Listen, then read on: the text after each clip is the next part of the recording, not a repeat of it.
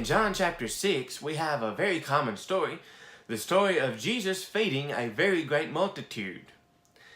In verse 5 of chapter 6, Jesus asked Philip, "Whence shall we buy bread that these may eat?" Speaking of the multitude, looked and seen this very great multitude following him. Philip answered him, 200 pennyworth of bread is not sufficient for them, that every one of them may take a little. But we find in verse number 9, a little boy.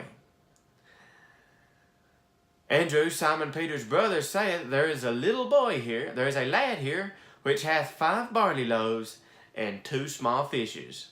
But what are they among so many?"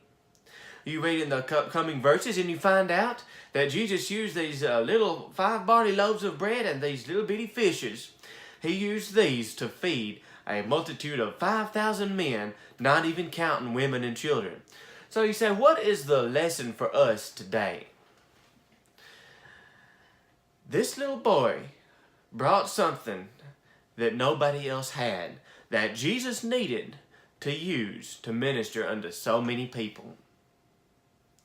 The lesson is this: you may not have much to offer.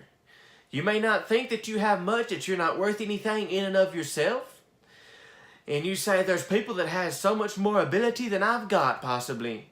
What could Jesus want of me? But there is something that you can do for him. There is something of you that Jesus wants to use. Nobody else here in this crowd that mentioned in this text had 5 barley loaves and 2 fishes. That's all the food that they had. This little boy, as insignificant as one might think this little boy to be, this little boy brought something that Jesus needed to use because nobody else had it. There's something special about you. There's something about you that Jesus can use.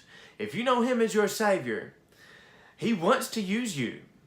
And there is something about you that he can use to bless, possibly something that nobody else has.